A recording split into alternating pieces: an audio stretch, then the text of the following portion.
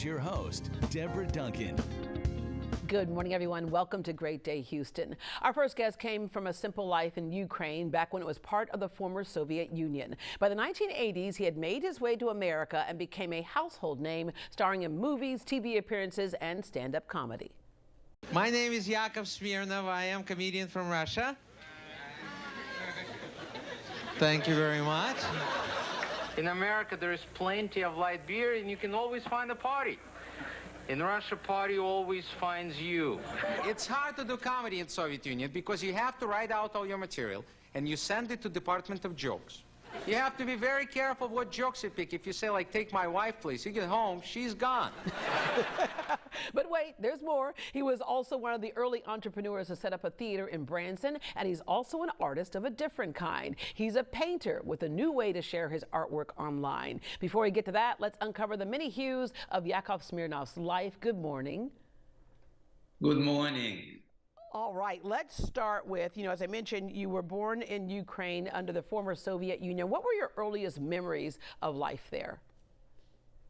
Well, we had humble beginnings, lived in a communal apartment. 9 families lived in one apartment. My mom and my dad and I shared the bedroom till I was 26 years old. So when I was a little kid and my parents wanted to be romantic, they would send me to look out the window. And then my dad would say, so what do you see in the window? I said, our neighbors being romantic. And he said, how can you tell? I said, because their son is looking at me. Yeah, want to go outside and play? Yakov, humor does so much for a lot of people. We find out for a lot of comedians, humor was a relief from a life that was tough and humble beginnings, as you mentioned. When you say humble beginnings, it was hard to come across bread, milk. There was obviously no phone and all those types of things. It was a very simple life. Right, it was. And coming to America was an amazing experience just to see the abundance here and the freedoms that you had. In Russia, they told us we had freedom of speech, but in America, you have freedom after you speak, which is a nice little feature. Yeah. Before you came here, you had become an artist. You were an art professor. It's another way to express yourself. But you memorized friends' jokes and wrote your own jokes. So where did comedy sneak in when you were busy being an artist? It's just everyday life. We would have, I enjoyed the sound of laughter. That was magical to my ear. And I remember one time in school, we had a mean teacher, and he said to the class, anybody who's not smart, stand up. And I stood up. And he said, Yakov, you're pretty smart. I said, yes, I know, but I didn't want you to be the only one standing. And boy, did my classmates, they all broke up laughing. And I thought, wow, maybe I can make people laugh for a living. And that's what happened. And you found how powerful it is. It's kind of like, we say music is the international language, laughter is the other international language. You would work on cruise ships that would come into the Black Sea where people were there from around the world, and you realized that the thing that connected them was that sense of humor and laughter. It took you 2 years to get your visa for you and your parents to come to the United States. What was your very first reaction to what you saw here? I have several friends who were in Russia at the time of the Soviet Union who had been told certain things about the United States, and when they got here, they went, oh, that's not true. What was your first reaction when you saw something and said, oh, that's not true? Well, I saw a big sign, and I felt welcome because it says, America loves Smirnoff. And I said to myself, what a country, all right. So I knew I had future. Yeah, but Smirnoff was not your born name. You had actually gotten a job, several jobs to make ends meet. One of them was as a bartender.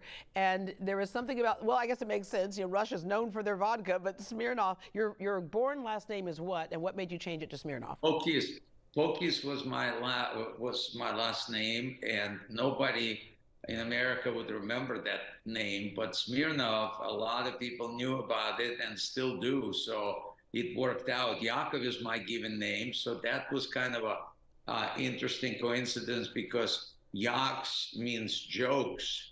And so it was kind of like I made up the whole thing, but I just took the Smirnoff part. Yeah, you were born to do this. You did what a lot of people who want to become actors or comedians do, and that's you're a carpenter by day at times, and then you tell jokes at night, but you began to take off, and you became a regular at the Comedy Store, which people who are in the comedy circuit know when you're a regular at the Comedy Store, your star is rising.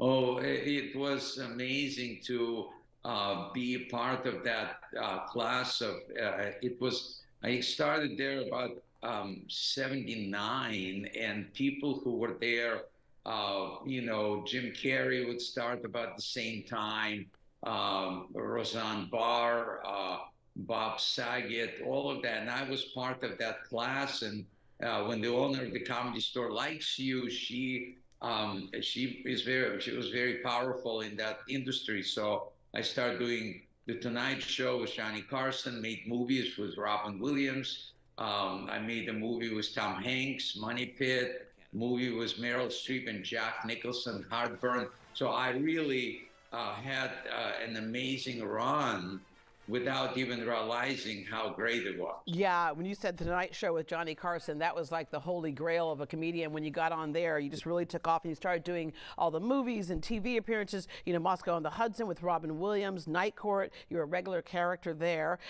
Your own sitcom, What a Country, you worked with Richard Pryor. Like you said, all the greats that you worked with, you were among the greats because you were one of the greats as well. You even wrote jokes for Ronald Reagan's speeches. Did you write that line, Mr. Gorbachev, tear down that wall? I wish I did. No, there was another young writer actually who wrote that, and they did not want to put that into the White House was against putting that in the speech, and Gorbachev just winged it, and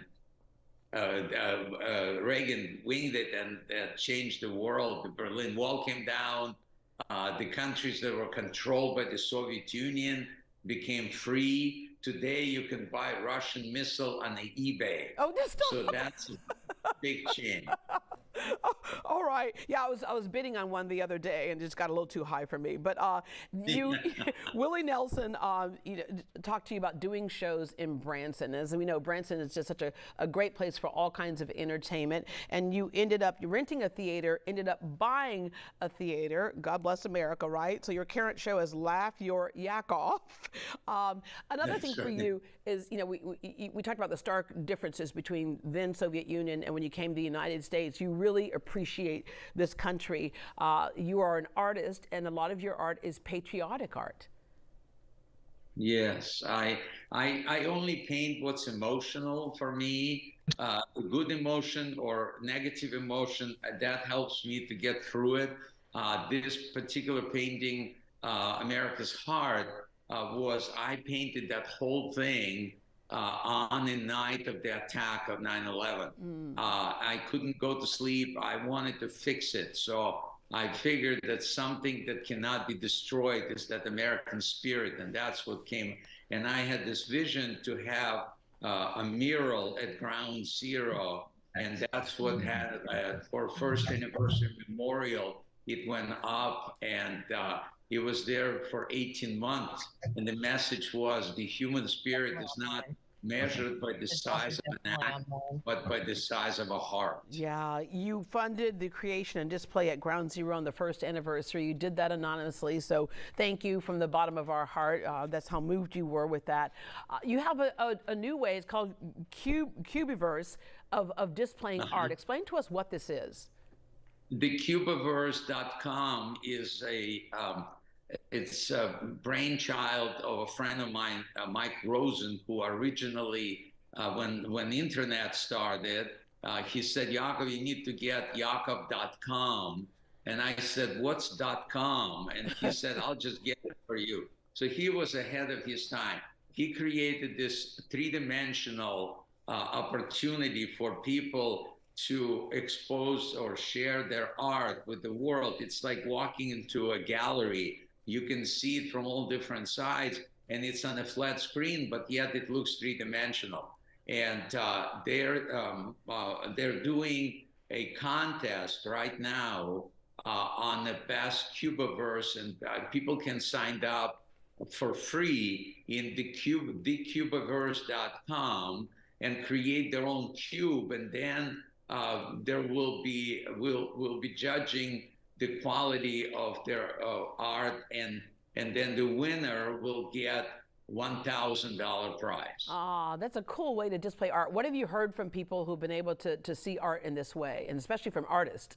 A lot of people signed up already, and they're loving the opportunity to kind of share the art in 3D.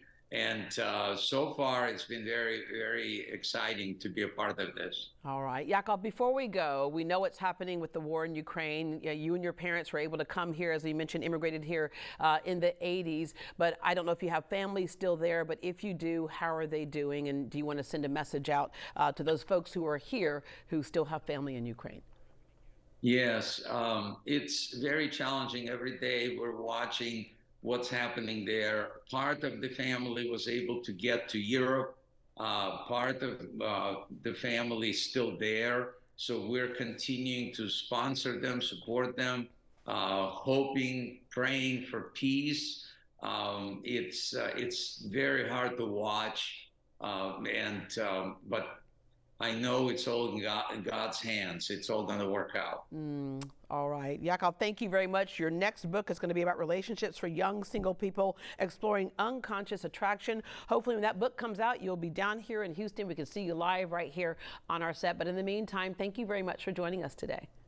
I'd love to. Thank you. All right. For the link to Yakov Smirnoff's Cubiverse page and to maybe make one of your own, visit greatdayhouston.com.